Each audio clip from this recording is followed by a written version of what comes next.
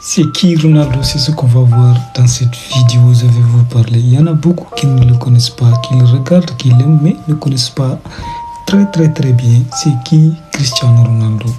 Et aujourd'hui, je suis là pour vous éclaircir qui il est. C'est qui ce Ronaldo? Qu'est-ce qui se cache derrière ce jeune homme, les gars? Ronaldo dos Santos Aveiro, né le 5 février 1985 sur une île de Madère, un petit coin du Portugal perdu dans l'océan Atlantique. Il grandit dans un quartier modeste, dans une petite maison où l'argent manque souvent. Sa mère travaille comme cuisinière et femme de ménage. Son père, jardinier et intendant dans son club local. Lutte contre l'alcoolisme. Mais malgré les difficultés, Cristiano Ronaldo a un rêve immense de devenir footballeur professionnel. À 7 ans, il joue déjà pour le club Anderuna où son père nettoie les vestiaires. On raconte que même quand il n'avait pas de ballon, il jouait avec des bouteilles en plastique. Chapitre 2, on va dire que le talent trop grand pour une petite île. À 10 ans, tout le monde à Madère connaît son nom. On l'appelait l'abeille parce qu'il est rapide, insaisissable, toujours en mouvement.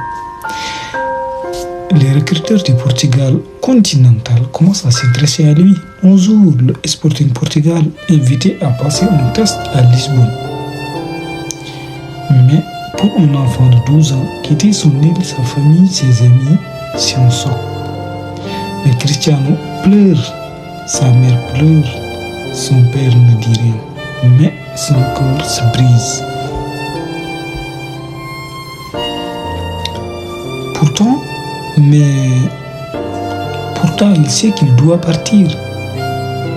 C'est sa seule chance. À 12 ans, Cristiano prend l'avion pour Lisbonne. Pour la première fois qu'il quitte Madère. La première fois qu'il se retrouve seul. Loin de sa mère, de son père, de ses frères, sœurs. Il arrive dans un internat de Sporting. La vie est dure. Il partage une petite chambre avec d'autres jeunes. Il subit des moqueries à cause de son accent de Madère. Il n'a pas d'argent pour s'acheter des choses. Il s'entraîne jusqu'à l'épuisement. Chaque soir, il pleure dans son lit. Mais chaque matin, il se lève avec une seule idée, réussir. À 15 ans, les médecins découvrent qu'il souffre d'un problème cardiaque. On lui dit qu'il ne pourrait plus jouer le football. Mais pour lui, c'est comme si le monde s'écroulait. Mais pour lui, c'est comme si le monde s'écroulait. Il subit une opération légère. Quelques jours plus tard, il demande déjà à retourner à l'entraînement. Sa détermination impressionne tout le monde. À 17 ans, il joue son premier match professionnel avec le Sporting. Son talent explose.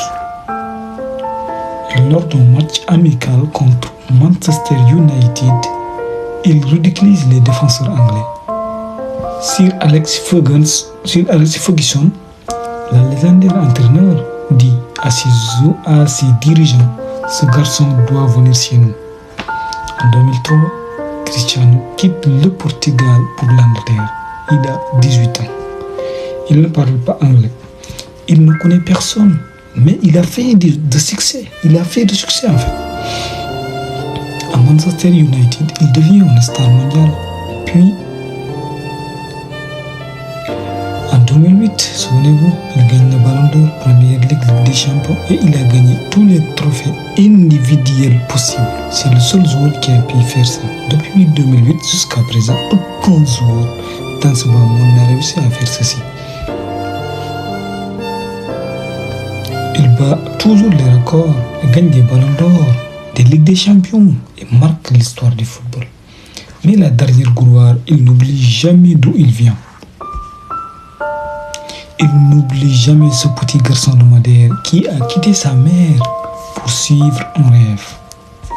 Cristiano a souvent dit que le moment le plus difficile de sa vie a été de quitter sa mère pour son père. Et son père, si jeune, son père est décédé en 2005 avant de le voir devenir le meilleur joueur du monde.